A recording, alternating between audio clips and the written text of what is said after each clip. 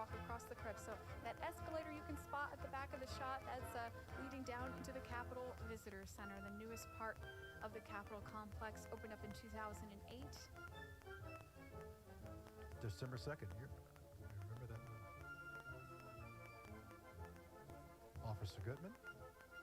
In the light brown coat. Boy, that's going to be quite a moment. Quite a moment.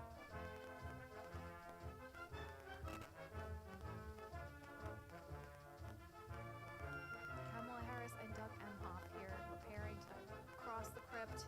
Here they go. You see those sandstone columns in the crypt. So again, in the pale light brown coat there, United States Capitol Police Officer Eugene Goodman.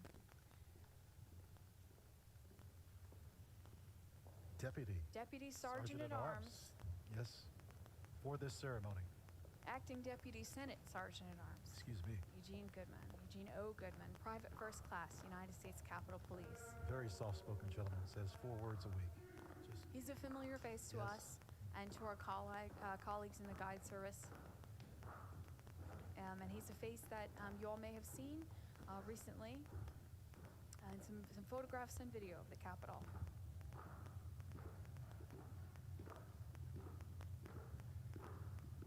We can hear the footsteps of VP-elect Harris coming down the stairs from the crypt.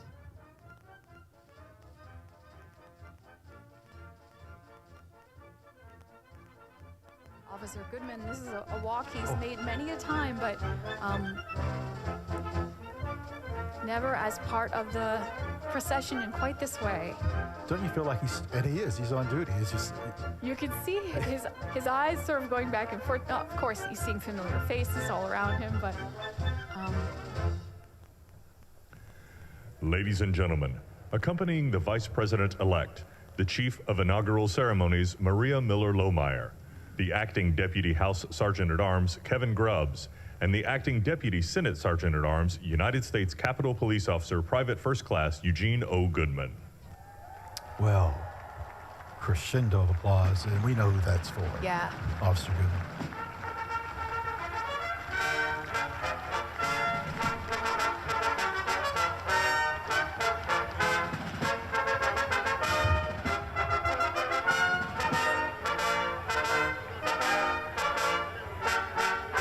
His actions more than heroic. Oh, there we see Speaker Pelosi. And it looks like the rest of the JSIC there preparing to cross. Mr. Boyer in the red scarf. We've got to spell out our acronyms. It's the Joint Congressional Committee on Ladies and Inaugural gentlemen, Ceremonies. the Vice President-elect of the United States, Kamala Devi Harris, and Mr. Douglas Emhoff.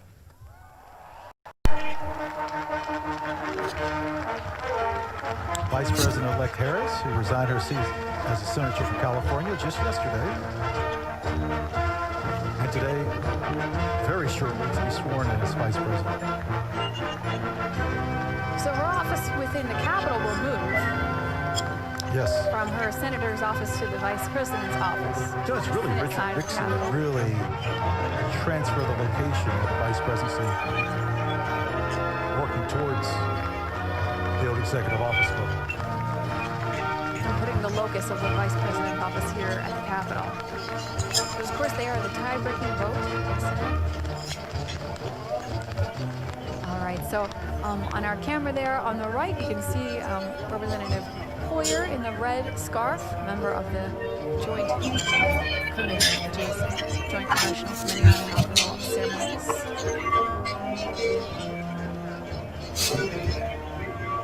VP-elect Harris hugging her children.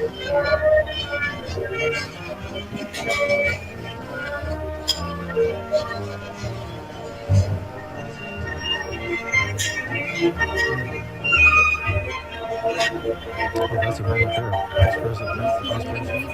Yes, President. Vice President. Harris.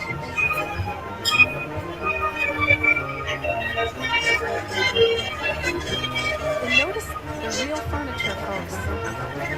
There's folding chairs out there, but it's a real chair and a real table.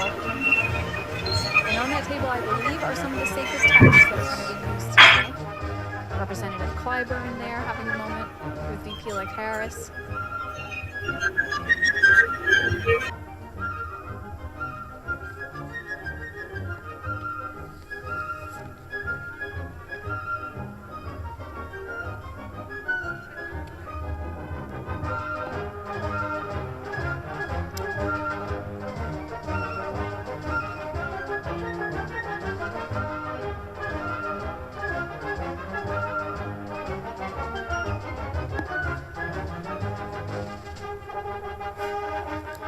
Do I see snow? I see snow flurries, it looks like, in this shot of Chuck Schumer. Those are snow flurries. You notice it has gotten considerably darker. Yeah, the wind did pick up.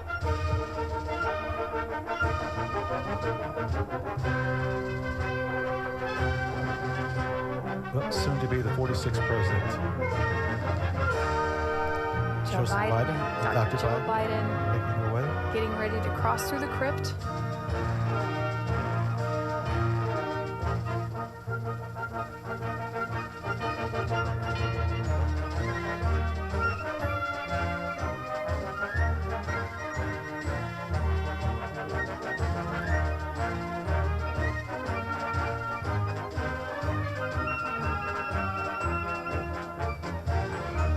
Oh, wait for the camera. Yes. I can't stress enough that we have cameras in areas that you won't see on any other live stream or broadcast. These behind-the-scenes shots, this idea The that you Joint can see into the Congressional visitor Committee on center. Inaugural Ceremonies, Staff Representative Alexandria Gordican DeChico, accompanying the House Republican leader, the Honorable Kevin McCarthy. Staff Representative Bridget Brennan, accompanying House Majority Leader, the Honorable Steny Hoyer and Mrs. Yvette Lewis. Staff Representative Kate Knudsen, accompanying Speaker of the House of Representatives, the Honorable Nancy Pelosi and Mr. Paul Pelosi. Staff Representative Lindsey Kerr, accompanying the Honorable Amy Klobuchar and Mr. John Bessler. Staff Representative Stephanie Hager Mucko, accompanying Senate Majority Leader, the Honorable Mitch McConnell and the Honorable Elaine L. Chao. And Staff Representative Rochelle Graves Schroeder, accompanying the Chairman of the Joint Congressional Committee on Inaugural Ceremonies, the Honorable Roy Blunt and Mrs. Abigail Blunt. So those members of the JCEC, the Joint Congressional Committee on Inaugural Ceremonies, the official host of today's 59th inaugural ceremonies, we can see them there headed out onto the platform. The announcer just said the names. Proud moment for the committee. They've put all this together. Not just September, well before that, the planning has gone on.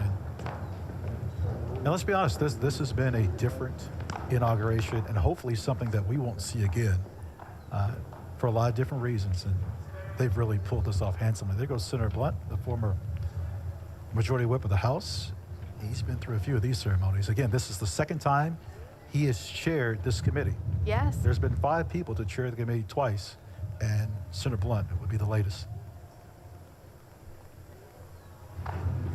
He spoke of this ceremony today being an assurance for all people, our continued and unbroken commitment, continuity, stability, perseverance, democracy. As we get ready to see the peaceful transfer of power, an event both commonplace and miraculous. President-elect Biden here and Dr. Jill Biden just passing through the crypt of the Capitol, soon to emerge onto the platform. We can see the back of the Obamas here on the platform.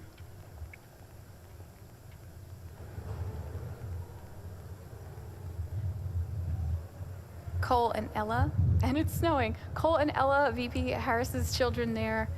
Ella is a young lady you see with the plaid coat with kind of an embellishment on the shoulders. Ladies and gentlemen, accompanying the President-elect, the Staff Director of the Joint Congressional Committee on Inaugural Ceremonies, Fitzhugh Elder IV, the Acting House Senate Sergeant-at-Arms, Tim Blodgett, and the Acting Senate Sergeant-at-Arms, Jennifer Hemingway. You know, snow, not unheard of in Washington in January. But you know what? When they used to have these in March, snow was also not unheard of. Not at all. Until 1933, inaugurations happened in March, and pretty risky in the era before paved roads. Well, our last inauguration, we had a little bit of rain. President Trump on our last inauguration. Of course, President Obama. I think it was about 25 degrees.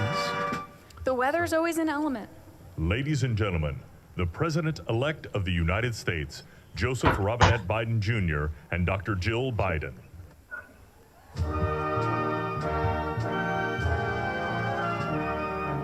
This piece by the Marine Band Trio from Hail America.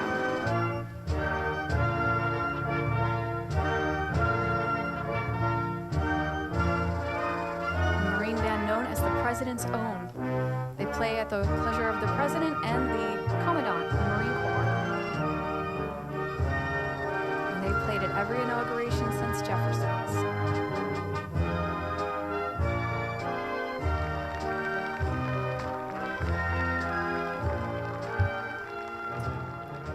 All right, very exciting. There's the President-elect, Joe Biden, and Dr. Jill Biden entering the inaugural stadium.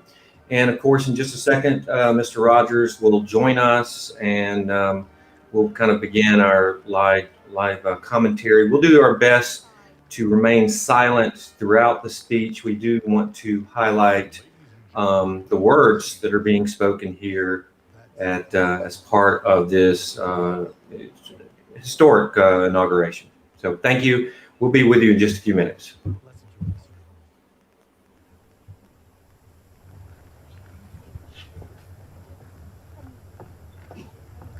Please welcome the Honorable Amy Klobuchar.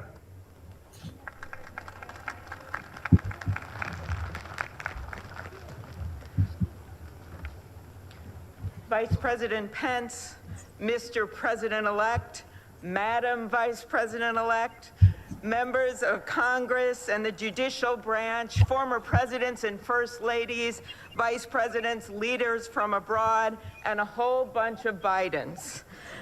America, welcome to the 59th presidential inauguration, where in just a few moments, Joe Biden and Kamala Harris will take their solemn oaths. This ceremony is the culmination of 244 years of a democracy. It is the moment when leaders brought to this stage by the will of the people promise to be faithful to our Constitution, to cherish it and defend it. It is the moment when they become, as we all should be, guardians of our country. Have we become too jaded, too accustomed to the ritual of the passing of the torch of democracy to truly appreciate what a blessing and a privilege it is to witness this moment? I think not. 2 weeks ago, when an angry, violent mob staged an insurrection and desecrated this temple of our democracy, it awakened us to our responsibilities as Americans. This is the day when our democracy picks itself up, brushes off the dust, and does what America always does: goes forward as a nation under God, indivisible, with liberty and justice for all. This conveyance of a sacred trust between our leaders and our people takes place in front of this shining Capitol dome for a reason. When Abraham Lincoln gave his first inaugural address in front of this Capitol, the dome was only partially constructed, braced by ropes of steel. He promised he would finish it. He was criticized for spending funds on it during the Civil War. To those critics, he replied, "If the people see the Capitol going on, it is a sign we intend the Union shall go on." And it did, and it will.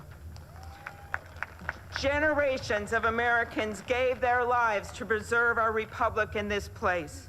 Great legislation to protect civil rights and economic security and lead the world was debated and crafted under this dome. Now it falls on all of us not just the two leaders we are inaugurating today, to take up the torch of our democracy, not as a weapon of political arson, but as an instrument for good. We pledge today never to take our democracy for granted as we celebrate its remarkable strength. We celebrate its resilience, its grit. We celebrate the ordinary people doing extraordinary things for our nation, the doctors and nurses on the front line of this pandemic, the officers in the Capitol, a new generation never giving up hope for justice. We celebrate a new president, Joe Biden, who vows to restore the soul of America and cross the river of our divides to a higher plane. And we celebrate our first African American, first Asian American, and first woman vice president, Kamala Harris, who stands on the shoulders of so many on this platform who have forged the way to this day. When she takes the oath of office, little girls and boys across the world will know that anything and everything is possible. And in the end, that is America, our democracy, a country of so much good. And today, on these Capitol steps and before this glorious field of flags, we rededicate ourselves to its cause. Thank you. It is now my honor to introduce to you the senator who has worked with me and so many others to make this ceremony possible, my friend and the chair of the inaugural committee, Missouri Senator Roy Blunt.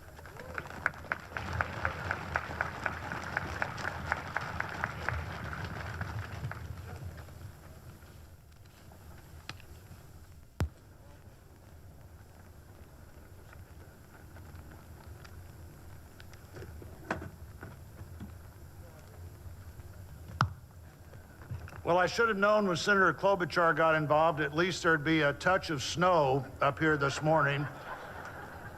Of all the things we'd considered, I don't think snow was on my agenda till I walked out the door a moment ago. But thank you, Senator Klobuchar, and thanks to the other members of the Joint Congressional Committee on the inauguration as we officially begin the 59th inaugural ceremony. I also want to thank the Joint Committee staff and our partners, particularly our security partners, for the way they've dealt with unprecedented circumstances. When I chaired the inauguration 4 years ago, I shared President Reagan's 1981 description of this event as commonplace and miraculous.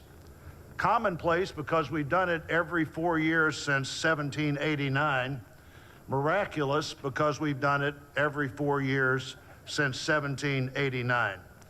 Americans have celebrated this moment during war, during depression, and now during pandemic. Once again, all three branches of our government come together as the Constitution envisions. Once again, we renew our commitment to our determined democracy, forging a more perfect union.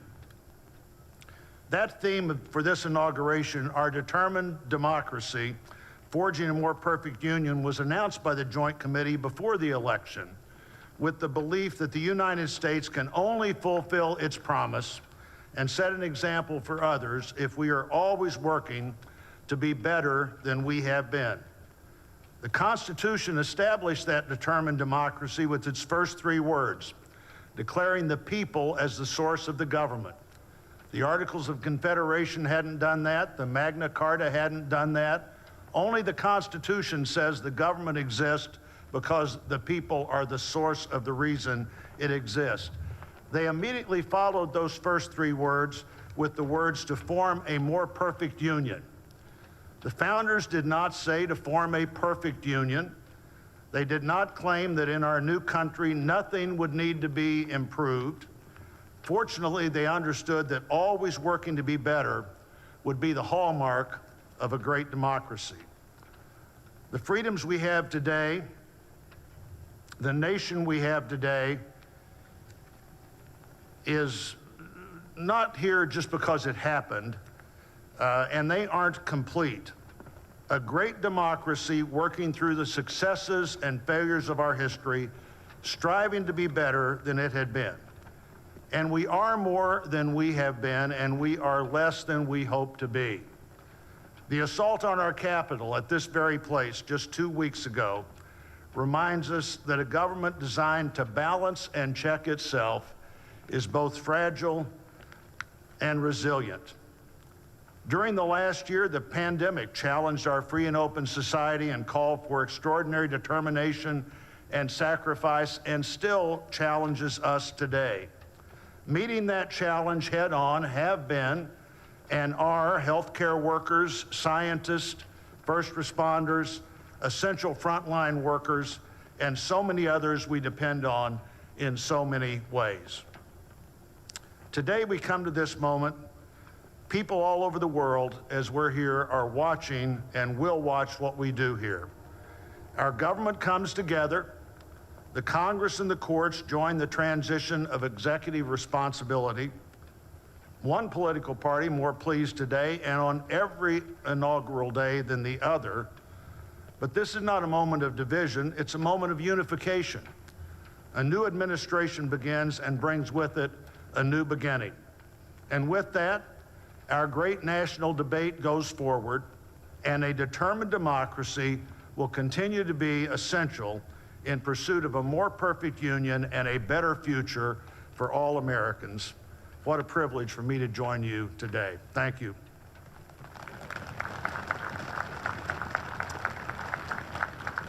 I'm pleased to call to the podium a longtime friend of the President-elect and his family, Father Leo O'Donovan, to lead us in an invocation. Please stand if you are able and remain standing for the national anthem and the pledge to our flag.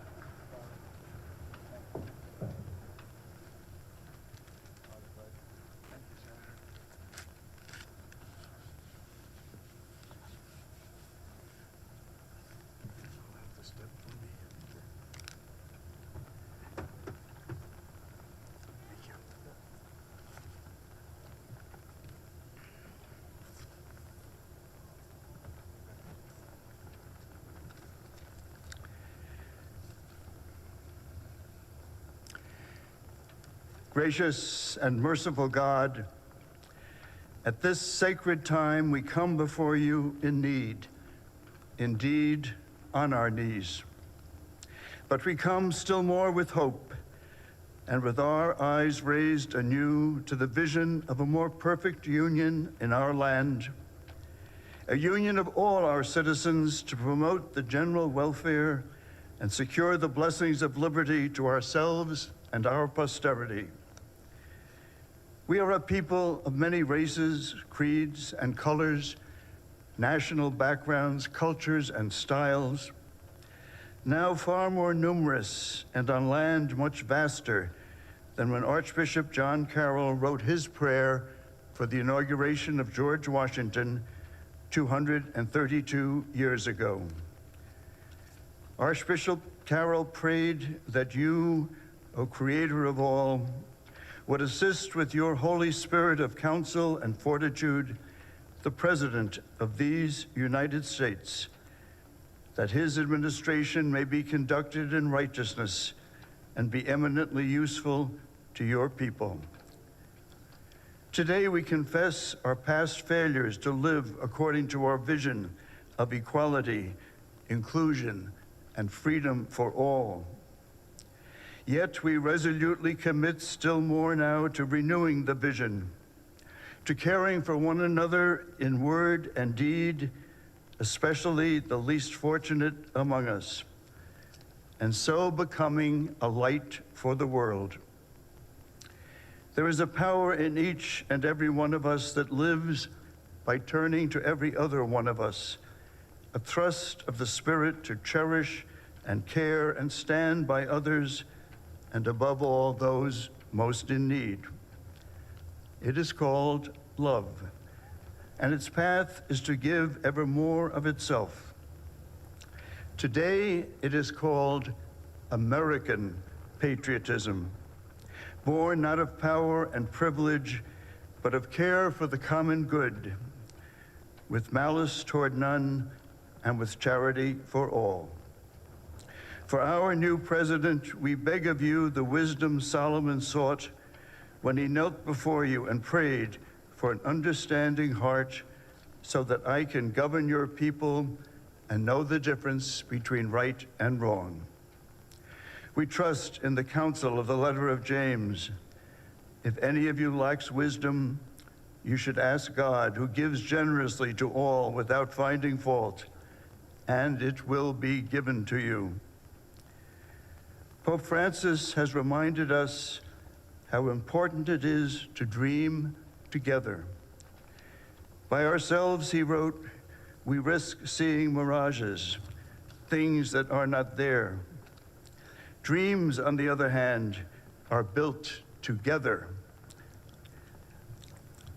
Be with us, holy mystery of love, as we dream together. Help us under our new president to reconcile the people of our land, restore our dream and invest it with peace and justice and the joy that is the overflow of love. To the glory of your name, forever, amen.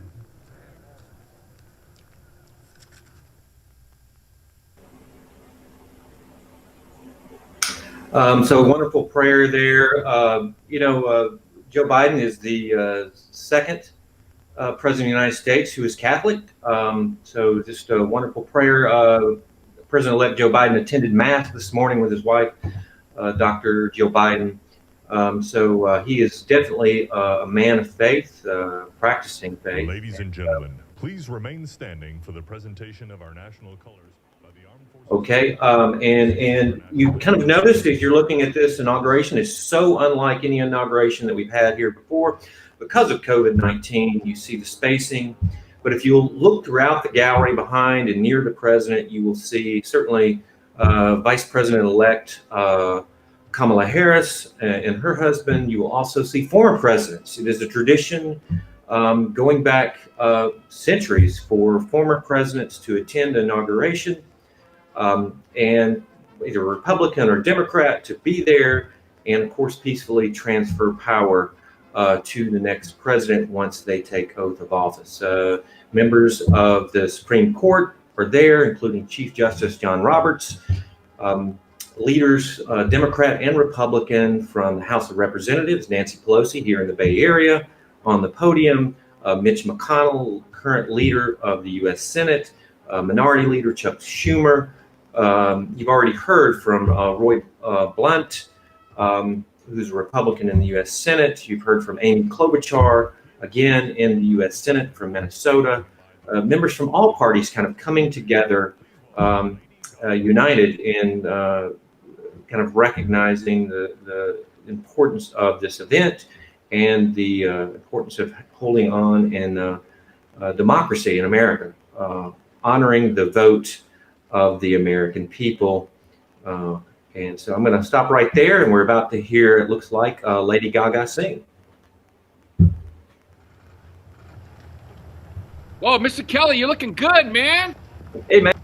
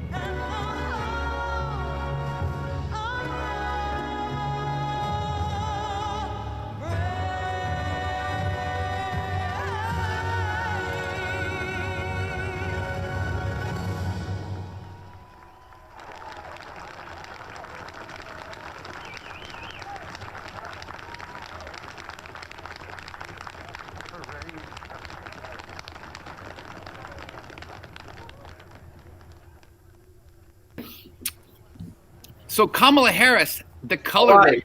Good morning, everyone. That's Lady Gaga.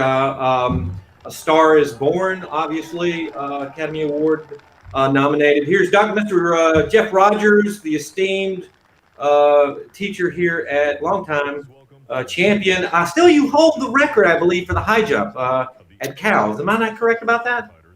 Yeah, that feels like a lifetime ago. Yeah. But yeah, believe it or not, that is still true. Maybe we'll have a Panther someday go to Cal and be able to take that down. That would be nice. But Mr. Kelly, so I have a question for you already. Okay. The colors that Kamala Harris is wearing. I know that she was in a sorority. Are those her sorority colors? Was she in is it AKA? I don't think she was an AKA, but we may want to look that up. Maybe somebody will look that up and throw it in the chat. Okay. I think there may be some significance to that. I'm gonna like as a shout out, right? As a shout out to her sorority sisters. I'm looking that up right now. Yes, I am correct. It is AKA. All right. What are their colors? I believe there's the AKA colors. They're pink for sure. Pink and green. Is that? I think I would say. Okay. So obviously Nancy Pelosi often wears her. Oh wait, here's Amy Klobuchar speaking, introducing, I believe, the next speaker. Ladies and gentlemen, please remain standing for the oath of office, followed by musical honors. This is incredible. It's the oath of office for Kamala Harris, obviously making history, the first woman to be elected as Vice President of the United States. And repeat after me. I, Kamala Davy Harris, do solemnly swear I, Kamala Davy Harris, do solemnly swear that I will support and defend the Constitution of the United States that I will support and defend the Constitution of the United States against all enemies, foreign and domestic, against all enemies, foreign and domestic, that I will bear true faith and allegiance to the same, that I will bear true faith and allegiance to the same, that I take this obligation freely, that I take this obligation freely, without any mental reservation or purpose of evasion, without any mental reservation or purpose of evasion, that I will well and faithfully discharge that I will well and faithfully discharge the duties of the office on which I am about to enter. the duties of the office upon which I am about to enter. So help me God. So help me God. All right. Wow, that's great. Pretty incredible. Yeah. Pretty incredible. It's pretty First awesome. African American, first Asian American Yeah. Vice President of the United States. Yeah. Well, and sworn in by Justice Sotomayor. Whom I believe you've met. Who, Justice Sotomayor, here's her book, and just a little shout out to Justice Sotomayor. Let's see, where is this? Look at that, signed. Mr. Rogers, thank you for being a great teacher. Yeah, you took students to meet her, did you not? Justice Sotomayor, well, no, but a former student did meet her and was at a social gathering with her and was telling her about me, and Justice Sotomayor signed the book. Yeah, it's great. So this is an incredible number of firsts. Certainly, Kamala Harris, Bay Area icon. Yeah, right? yeah. California icon from Oakland. Grew up in Oakland. Berkeley, yeah. Oakland and Berkeley, yeah. She went to elementary school. She was actually bused up into the hills. So she lived here in the flatlands in South Berkeley. And then was bused up to, I think, Craigmont School, just up. Oh, is this J-Lo? J-Lo! All right. She is going to bring it, my friend. Yeah. Probably not a lot of dancing, probably mostly singing today, right? Yeah. She can sing, that's for sure.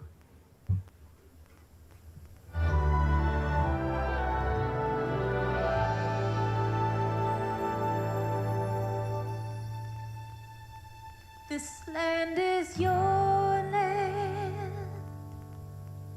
This land is my land. From California to the New York Islands, from the Redwood Forest to the Gulf Stream waters. This land was made for you and me. As I went walking down that ribbon of highway, I saw above me that endless skyway. I saw below me that golden valley. This land was made for you and me. Oh, this land, oh, this land. This land was made for you and me. Oh, this land, oh, this land. This land was made for you and me. You and me.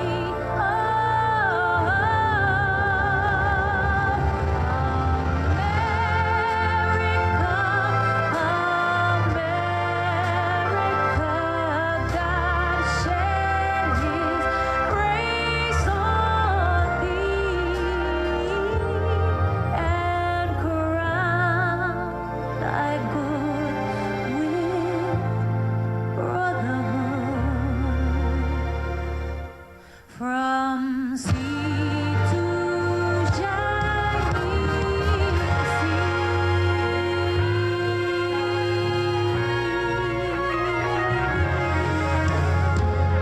Una nación bajo Dios, indivisible, con libertad y justicia para todos.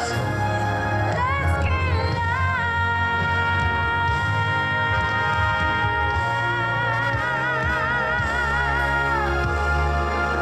This land was made for you and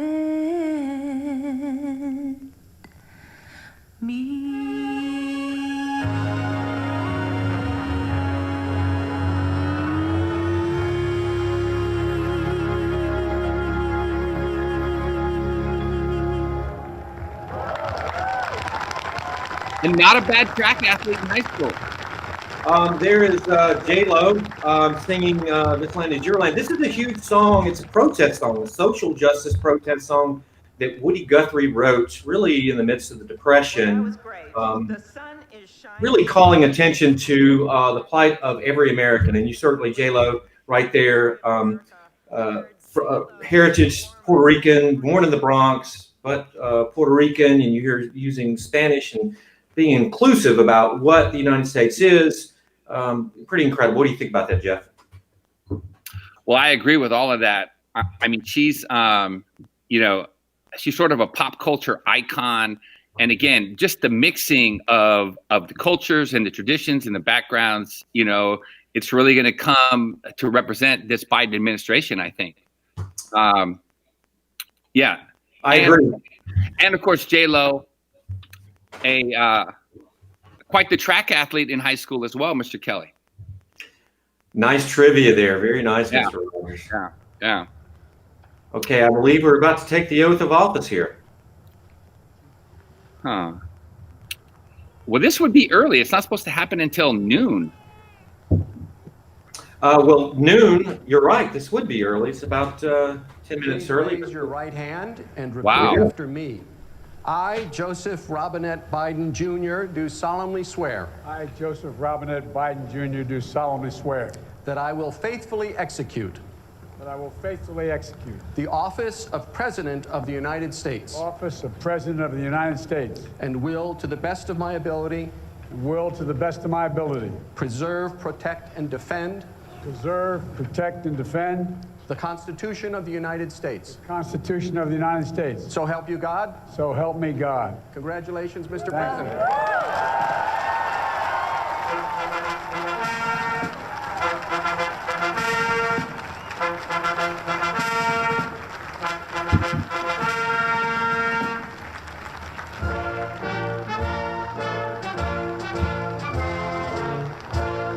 President of the United States. It's not normal for it to be early. It is not. But now, President Joe Biden. We have a new president of the United States. This is super exciting. As you all noticed, the oath of office is extremely short. Yeah. It is to the point, but it is a serious oath. It is your binding contract with the United States, the American people, that you're going to faithfully fulfill the duties of the office. Protect and defend the Constitution against foreign and domestic. So we're about to hear the inauguration of a speech of President Joe Biden.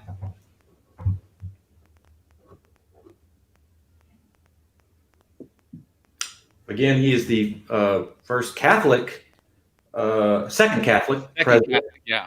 John Kennedy being the first, right? Mm-hmm. Exactly. Which is pretty incredible that we've had over 250 years of American history. And we're at the second Catholic president, but this is he's a practicing Catholic, went to Mass this morning, which I think is very authentic. His faith, his commitment to his faith is it's pretty incredible. Something to be admired.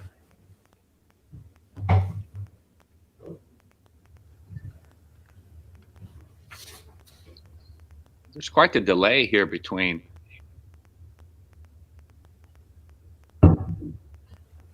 What's going to happen? Do you know anything about this delay, Mr. Kelly? I'm really not sure what the delay is. Sometimes I remember Robert Frost had a bit of a difficulty reading because of the glare in setting up the podium, reading his poem that he had written. Here we go. Here we go. We have all been waiting for. It is now my great privilege and high honor to be the first person to officially introduce the 46th President of the United States, Joseph R. Biden, Jr.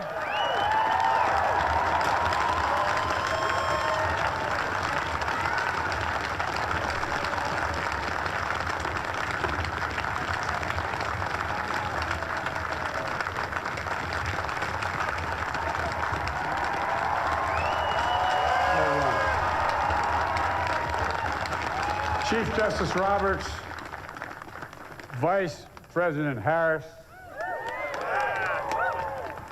Speaker Pelosi, Leader Schumer, Leader McConnell, Vice President Pence, and my distinguished guests, my fellow Americans. This is America's day. This is democracy's day, a day of history and hope, of renewal and resolve. Through a crucible for the ages, America has been tested anew, and America has risen to the challenge. Today, we celebrate the triumph not of a candidate, but of a cause, the cause of democracy. The people, the will of the people has been heard, and the will of the people has been heeded. We've learned again that democracy is precious. Democracy is fragile.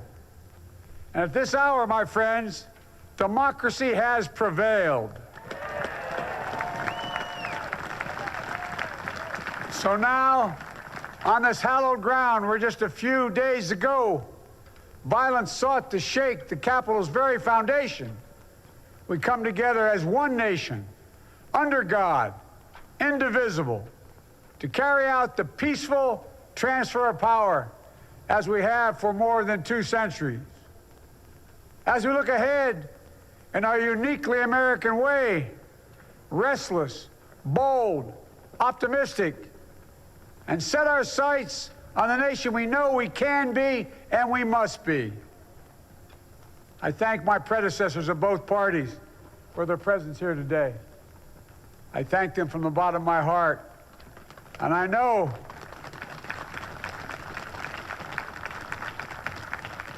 know the resilience of our Constitution and the strength the strength of our nation, as does President Carter, who I spoke with last night, who cannot be with us today, but whom we salute for his lifetime in service. I've just taken the sacred oath each of those patriots have taken. The oath first sworn by George Washington. But the American story depends not on any one of us, not on some of us, but on all of us, on we, the people, who seek a more perfect union. This is a great nation. We are good people. And over the centuries, through storm and strife, in peace and in war, we've come so far, but we still have far to go. We'll press forward with speed and urgency, for we have much to do in this winter of peril and significant possibilities. Much to repair, much to restore, much to heal, much to build, and much to gain. Few people in our nation's history have been more challenged or found a time more challenging or difficult than the time we're in now. Once-in-a-century virus that silently stalks the country. It's taken as many lives in 1 year as America lost in all of World War II. Millions of jobs have been lost. Hundreds of thousands of businesses closed. A cry for racial justice, some 400 years in the making, moves us. The dream of justice for all will be deferred no longer. A cry for survival comes from the planet itself. A cry that can't be any more desperate or any more clear. And now, a rise of political extremism, white supremacy, domestic terrorism, that we must confront and we will defeat. To overcome these challenges, to restore the soul and secure the future of America, requires so much more than words. It requires the most elusive of all things in a democracy: unity. Unity. In another January, on New Year's Day in 1863, Abraham Lincoln signed the Emancipation Proclamation. When he put pen to paper, the president said, and I quote, "If my name ever goes down into history, it'll be for this act, and my whole soul is in it." My whole soul is in it. Today, on this January day, my whole soul is in this. Bringing America together, uniting our people, uniting our nation. And I ask every American to join me in this cause.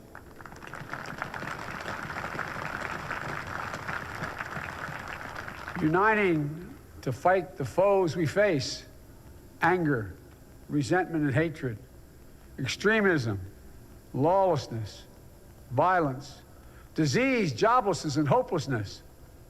With unity, we can do great things, important things. We can right wrongs.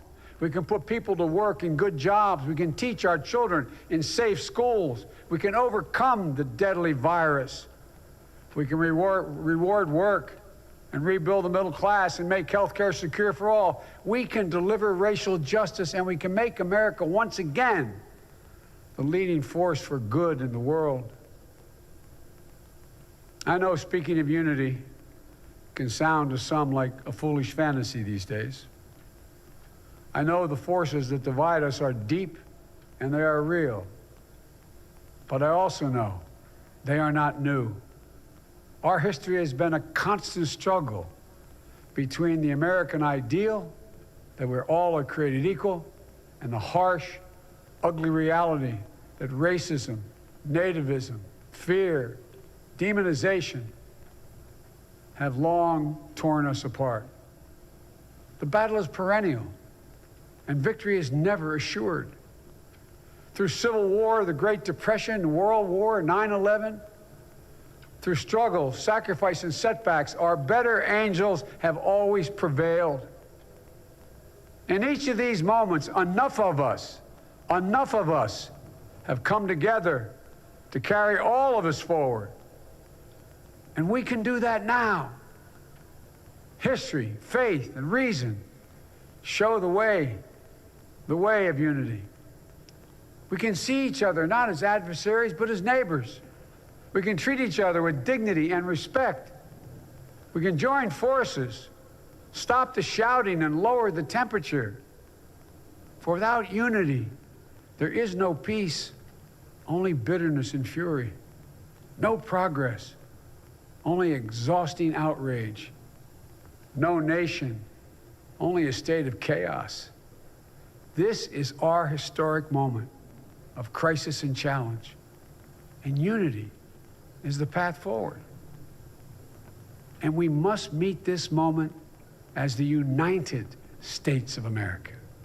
If we do that, I guarantee you we will not fail. We have never, ever, ever, ever failed in America when we've acted together. And so today, at this time, in this place, let's start afresh, all of us. Let's begin to listen to one another again, hear one another, see one another, show respect to one another. Politics doesn't have to be a raging fire, destroying everything in its path. Every disagreement doesn't have to be a cause for total war. And we must reject the culture in which facts themselves are manipulated and even manufactured.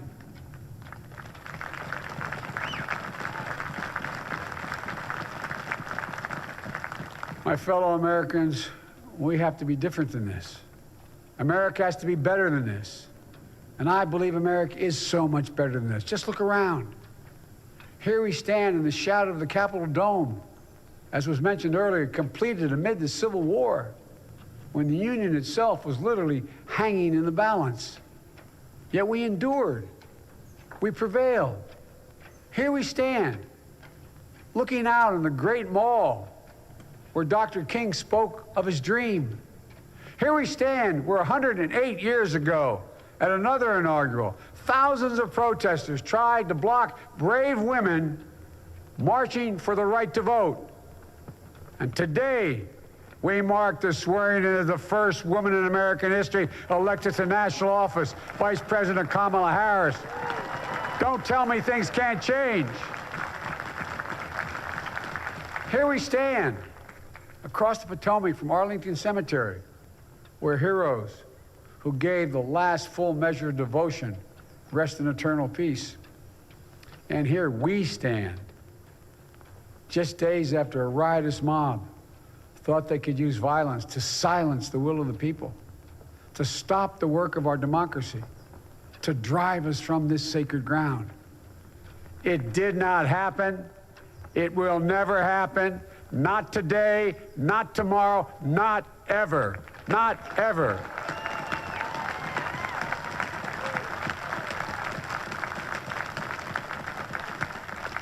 To all those who supported our campaign, I'm humbled by the faith you've placed in us.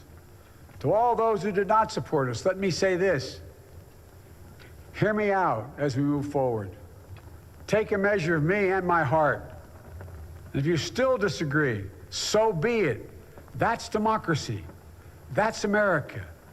The right to dissent peaceably within the guardrails of our republic is perhaps this nation's greatest strength. Yet hear me clearly. Disagreement must not lead to disunion. And I pledge this to you. I will be a president for all Americans. All Americans. And I promise you, I will fight as hard for those who did not support me as for those who did.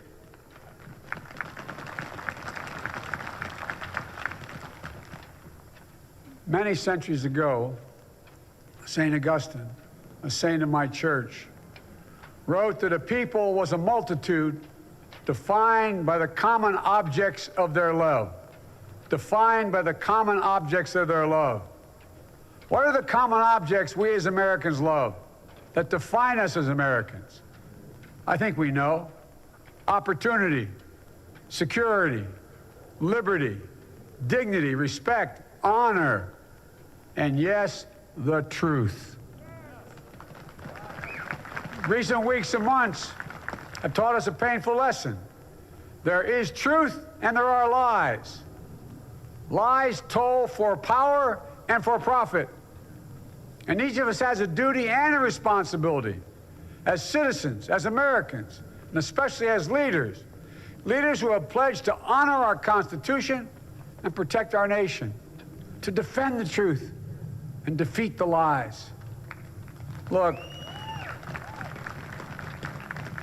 I understand that many of my fellow Americans view the future with fear and trepidation. I understand they worry about their jobs.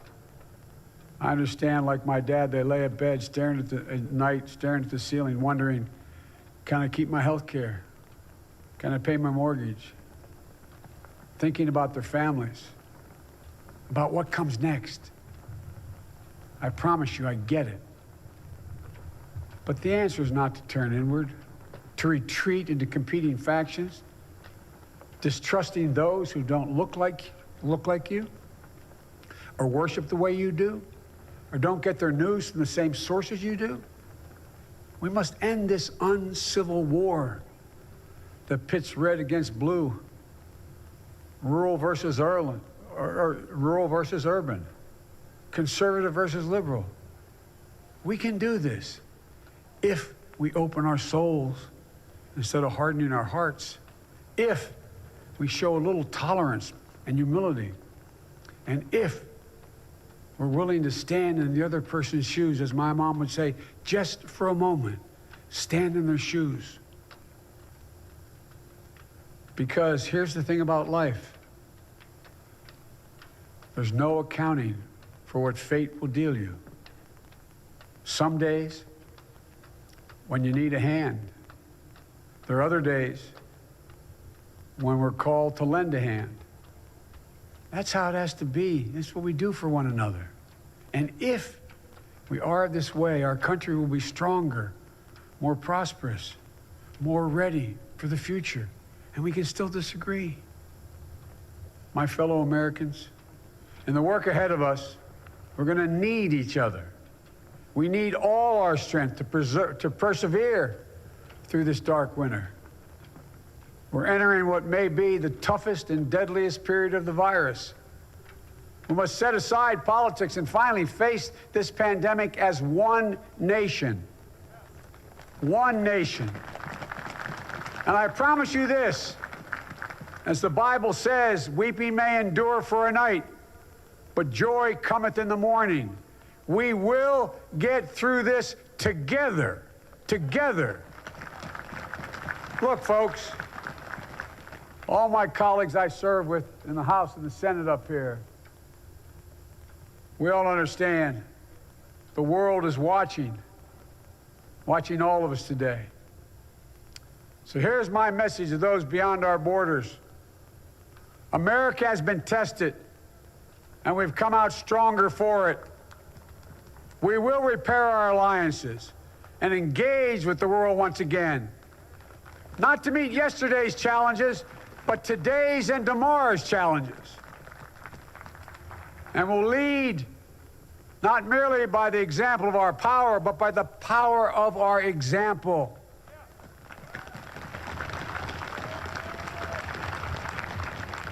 We'll be a strong and trusted partner for peace, progress, and security. Look, you all know we've been through so much in this nation. And my first act as president, I'd like to ask you to join me in a moment of silent prayer. Remember all those who we lost in this past year to the pandemic. Those 400,000 fellow Americans, moms, dads, husbands, wives, sons, daughters, friends, neighbors, and co-workers. We'll honor them by becoming the people and the nation we know we can and should be. So I ask you, let's say a silent prayer for those who've lost their lives and those left behind, and for our country.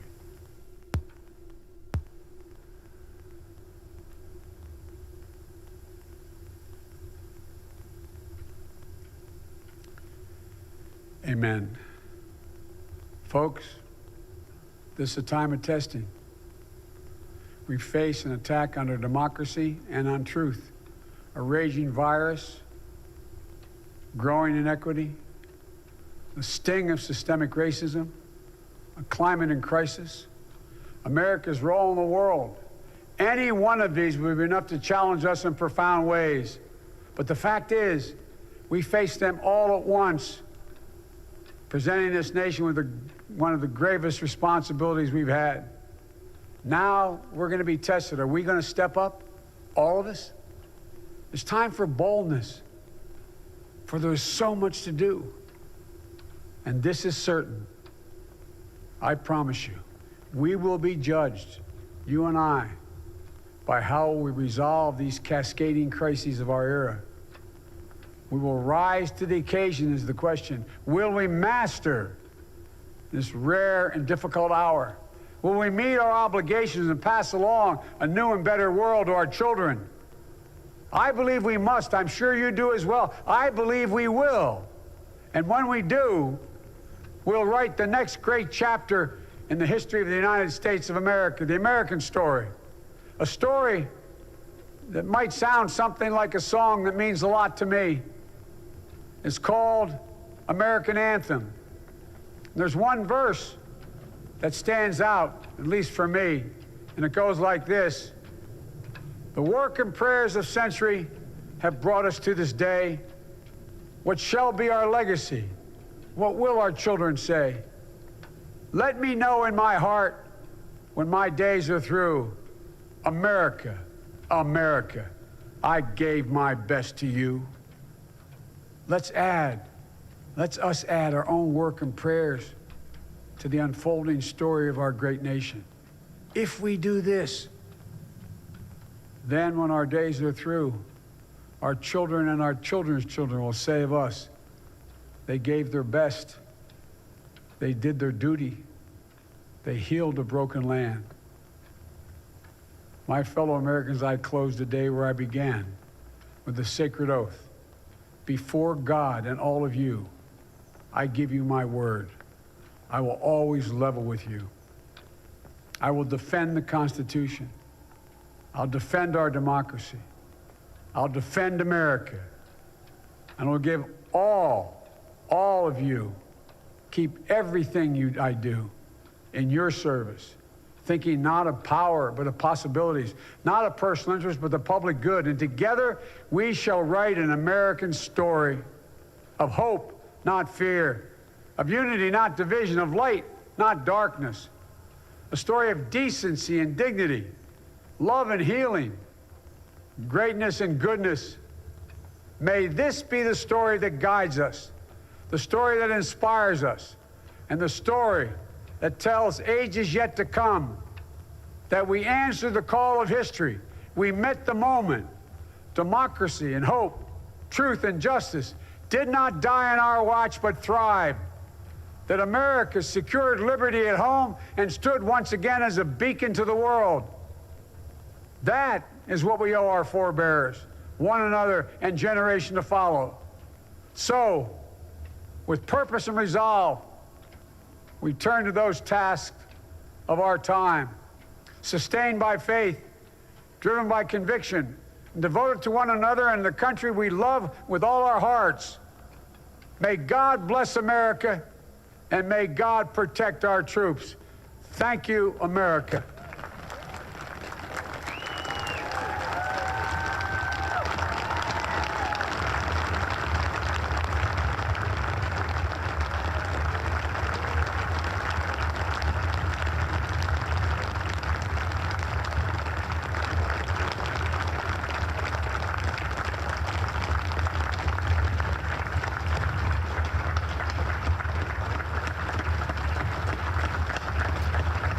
Okay, St. Mary. That was it. Joe Ladies and Biden gentlemen, officially the President of the United States has taken the oath, has delivered his speech. Mr. Kelly, what'd you think? I only have 5 pages of notes right here. Brooks to perform Amazing Grace. Note taker. Look, it was incredible. I think kind of framing where we are as a nation, who we are as a nation, what is our challenges that we face, and how we can meet those challenges together. I heard some phrases in here that were pretty incredible. Here's Garth Brooks, who's a Republican and taking some of a bit of a risk here. In jeans, by the way. In jeans. Yeah. Let's hear Garth Brooks here. Just for a second. Absolutely, yeah. Let's hear it.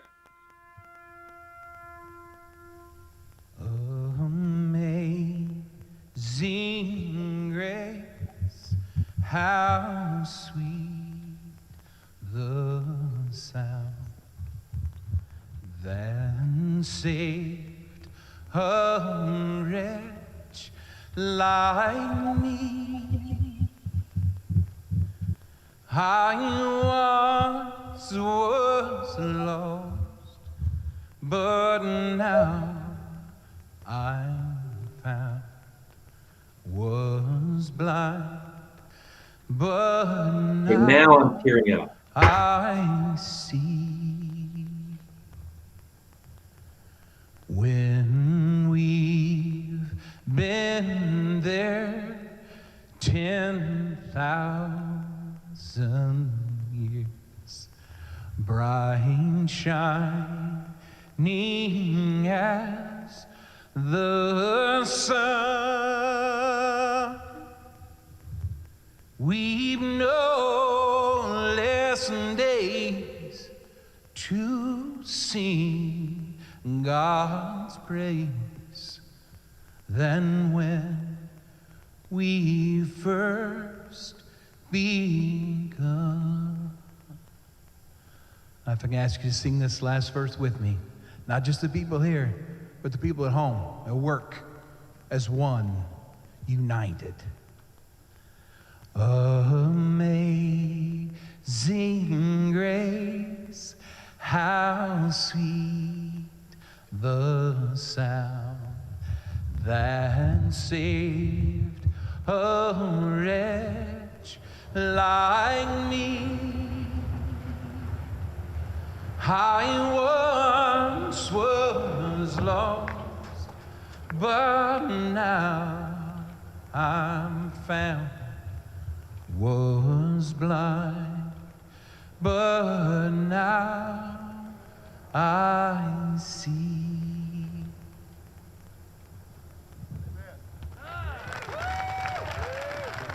That was great. Wow. Yeah. Incredible. Well, and hats off to Garth Brooks for stepping up, as a Republican, and coming into this with a message of unity.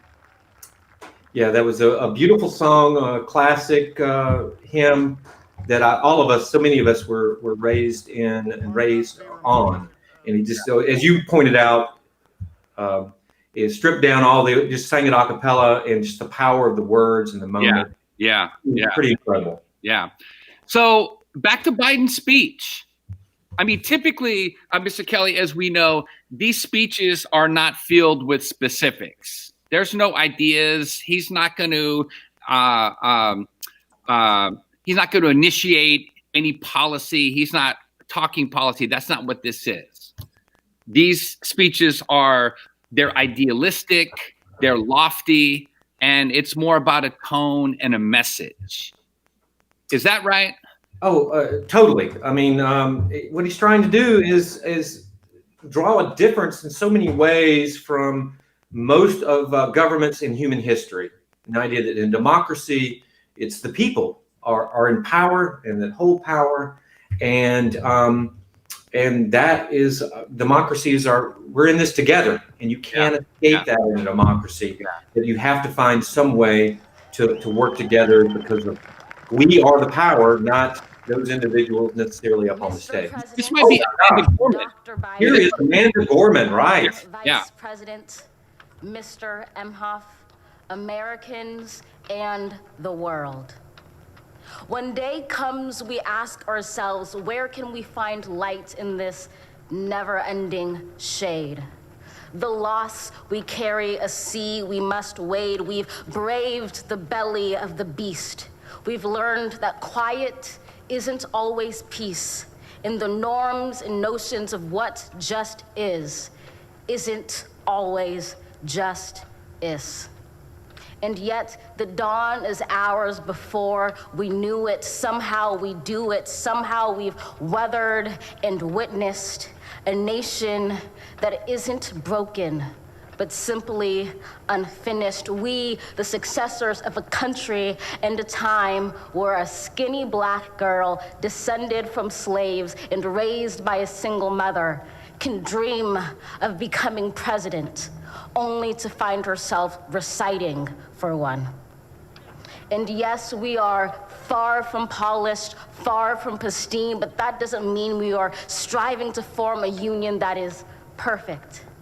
We are striving to forge our union with purpose, to compose a country committed to all cultures, colors, characters, and conditions of man. And so we lift our gazes not to what stands between us, but what stands before us. We close the divide because we know to put our future first. We must first put our differences aside. We lay down our arms so we can reach out our arms to one another. We seek harm to none and harmony for all. Let the globe, if nothing else, say this is true. That even as we grieved, we grew. That even as we hurt, we hoped. That even as we tired, we tried. That we'll forever be tied together, victorious, not because we will never again know defeat, but because we will never again sow division. Scripture tells us to envision that everyone shall sit under their own vine and fig tree, and no one shall make them afraid. If we're to live up to our own time, then victory won't lie in the blade, but in all the bridges we've made. That is the promised glade, the hill we climb, if only we dare it, because being American is more than a pride we inherit. It's the past we step into and how we repair it. We've seen a force that would shatter our nation rather than share it, would destroy our country if it meant delaying democracy. And this effort very nearly succeeded. But while democracy can be periodically delayed, it can never be permanently defeated.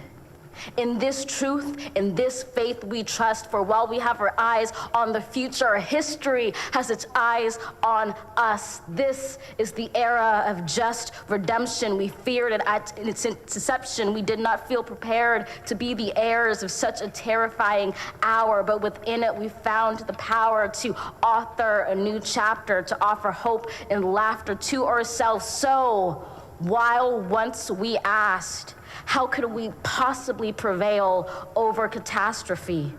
Now we assert, how could catastrophe possibly prevail over us?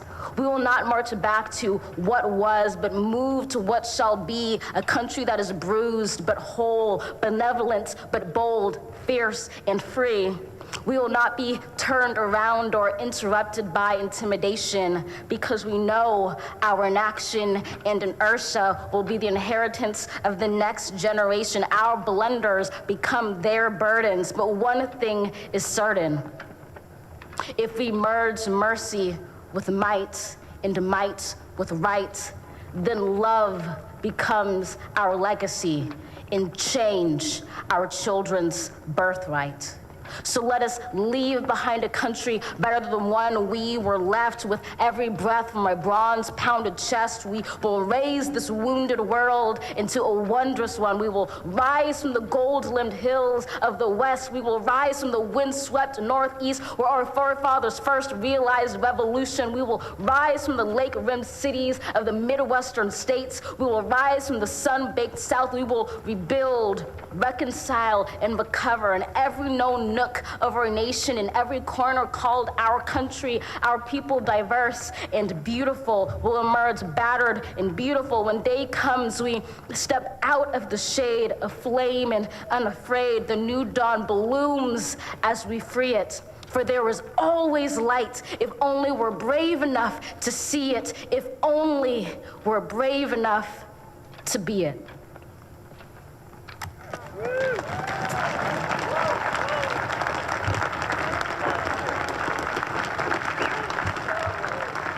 Incredible poem there by our poetry laureate of the United States, Amanda Gorman. Impressive. Mr. Kelly, she's 22 from Los Angeles, Harvard grad. That is correct. I watched the piece on her on 60 Minutes, and she grew up. She had a speech impediment, much like Maya Angelou, who also gave an inaugural poem at Bill Clinton's inauguration. And so this does continue the tradition of having a great American poet. I think Kennedy had Robert Frost give a poem at his inauguration in 1961. Yeah. Bill Clinton had Maya Angelou. She did On the Pulse of the Morning. Right. When he was not sure who stepped up to the podium here. This historical moment, let us unite Amanda in Gorman. prayer. God, we gather under the beauty of your holiness and the holiness of your beauty.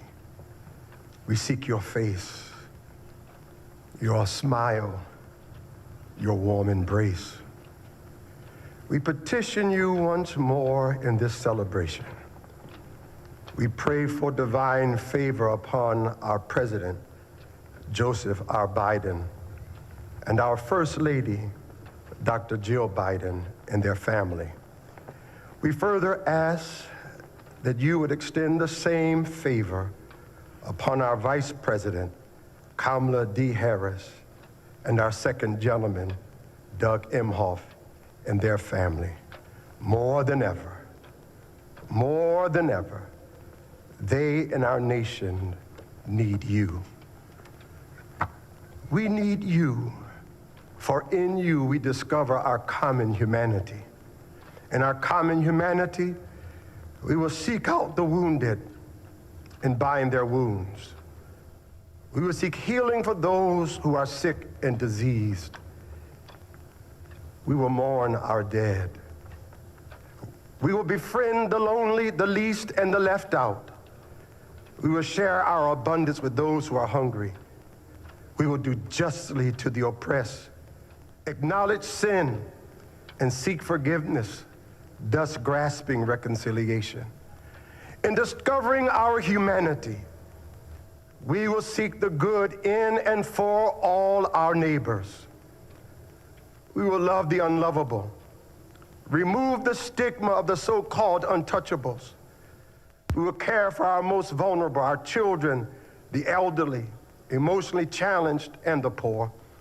We will seek rehabilitation beyond correction. We will extend opportunity to those locked out of opportunity. We will make friends of our enemies. We will make friends of our enemies. People, your people, shall no longer raise up weapons against one another. We will rather use our resources for the national good and become a beacon of life and goodwill to the world. And neither shall we learn hatred anymore. We'll lie down in peace and not make our neighbors afraid. In you, O God, we discover our humanity. In our humanity, we discover our commonness. Beyond the difference of color, creed, origin, political party, ideology, geography, and personal preferences. We'll become greater stewards of your environment, preserving the land, reaping from it a sustainable harvest, and securing its wonder and miracle-giving power for generations to come. This is our benediction, that from these hallowed grounds, where slaves labored to build this shrine and citadel to liberty and democracy.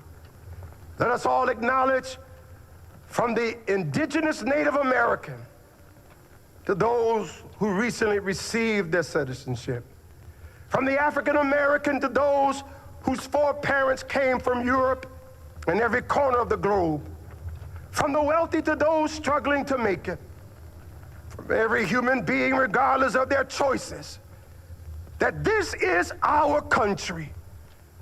As such, teach us, O God. As such, teach us, O God, to live in it, love in it, be healed in it, and reconcile to one another in it, lest we miss kingdom's goal. To your glory, majesty, dominion, and power forever. Hallelujah. Glory, hallelujah. In the strong name of our collective faith. Amen. Please remain standing as the Armed Forces Color Guard retires our national colors. All right.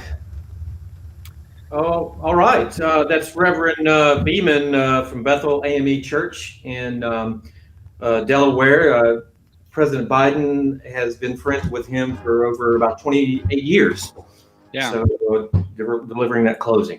Yeah, of course, Delaware, Biden's home state, right? So they're very familiar. Really struck Mr. Kelly by just the broad coalition of people on that stage, you know, who are involved in this inauguration.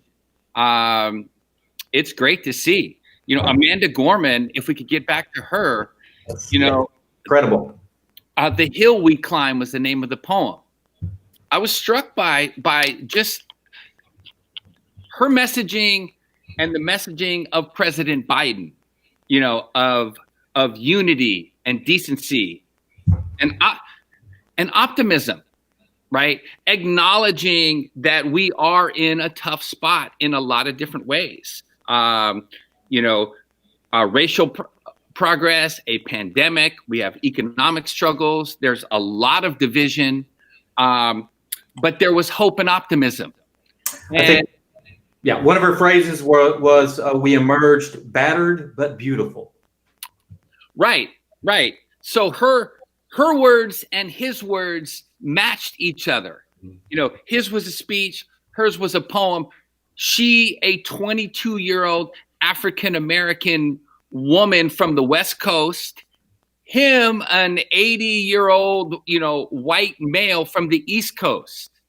But you know, it just brought together sort of the tapestry of the United States and how on one hand, just how different these two people can be, but their message and their feelings are the same. I thought it was great. She painted a beautiful painting of our struggle as a nation, but also the best in us, right? And much like you said in Joe Biden's inaugural speech. So her words, her delivery just were incredible, and I think hopeful, realistic, honest, authentic. Yeah. But calling us to the best, that we have a spirit that will push us forward. So yeah. And it was so great having just a young voice, you know, a young voice that can be, you know, acknowledging where we're not, but also able to acknowledge where we've been and where we hope to go. So I thought that was great. The Biden challenges, Mr. Kelly. So you know, I'm asking. Yeah, let me ask that question of you, because I know you and I have been talking. I really like some of the ideas you shared. So, what challenges do you see for the Biden-Harris that kind of in front of them? What do you expect maybe in the first 100 days? First 100 days. Well, he's going to use executive orders. And as we know, as government teachers, executive orders oftentimes can have the force of law. where he's the head now of the executive branch and the agencies that work under the executive branch, right? The Pentagon, the Environmental Protection Agency, the Federal Trade Commission, et cetera. These are all, he's the head of this branch that oversees all of them. So he's going to give directives, for example, to ICE on immigration. Okay. So first 100 days, look for him, obviously, in terms of the pandemic.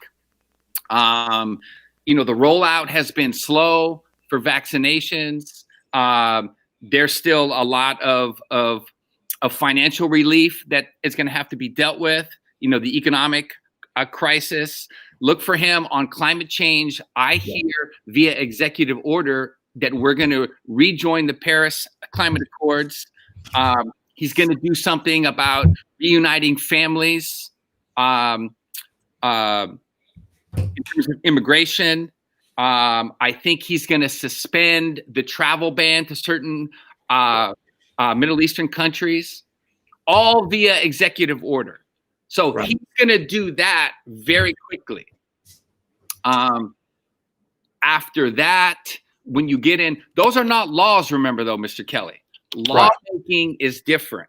Okay, lawmaking, again, requires the House, the Senate, and the President. Right? And the reason the executive orders are about how he's going to execute existing laws. And the directives that he's going to give, how he wants laws enforced. In terms of the first year or so, the significance of those senatorial races in Georgia make it so now that the Democrats, they have a majority in the House, they have a majority in the Senate. Actually, it's a tie, but they effectively have a majority in the Senate, and they have the White House. Those are the three components that go into lawmaking, right? Sometimes the reason that we are so frustrated about why aren't we doing something about something is because one of those branches is controlled by the other side, and you get divided government. This is unified government. So look for the Biden administration, the Biden-Harris team to be able to, they have a chance. And I think the public is ready for it. And they have the majorities. Yeah, so look for it. So, what you're about to see is really the most diverse presidential cabinet in the history of America. I think more females in this presidential cabinet than any other previous presidential administration. So I think you're going to definitely see tremendous representation and attention to kind of reflective of who America is and what makes us up. Right. So I think we just have about a couple of minutes, Jeff, here. Mr. Kelly, speaking of women, what are your thoughts on Kamala Harris? I mean, that's historic. Well, I'll just say about that, it's everything that, when I think back to, I say this in my class, thinking back just about the history of America, the Declaration of Independence, that this idea that every person is born with certain inalienable rights, right? Life, liberty, pursuit of happiness, equality of all persons. And suddenly you see this journey that has happened with women in the United States, first being denied political power, access to full rights of citizenship. And today what you see is the second most powerful person in the United States in a democracy. Some people would say one of the certainly most powerful women in America, in the world. In the world, yeah. It's pretty incredible, and you can't be you can't underestimate this at all. So. First highest ranking African American woman in history, South Asian, and of course from right here down the street, right? South Berkeley, Oakland and Berkeley, roots. So yeah, shout out to Kamala Harris for sure. Well, it looks like, Mr. Rogers, we're just about out of time, and we're going to have to wrap this up because students will be going off to class. First, I want to say thank you to Brother Dan for setting all of this up. Incredible tech person, really guides us, Mr. Super Producer. So thank him. Thank a couple of the teachers like Azra D. And staff members, Azra D. Nunley, texting me the AKA Pink and Green right in the middle of this. So thank her as well. Great. We'll close with the oath of office. Biden taking the oath of office because it happened before our broadcast. So Brother Dan's going to play that. And we'll talk a little bit about that in our classes, I'm sure, throughout the day in social studies. So go ahead, Brother Dan. Let's get the oath of office. Thank you. Thank you, Mr. Rogerson. Okay, Mr.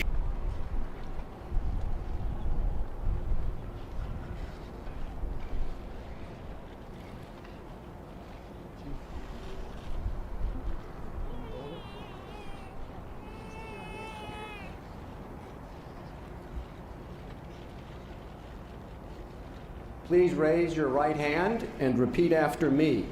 I, Joseph Robinette Biden, Jr., do solemnly swear I, Joseph Robinette Biden, Jr., do solemnly swear that I will faithfully execute that I will faithfully execute the office of President of the United States the office of President of the United States and will, to the best of my ability, to the best of my ability, preserve, protect, and defend preserve, protect, and defend the Constitution of the United States. the Constitution of the United States. So help you God. So help me God. Congratulations, Mr. President.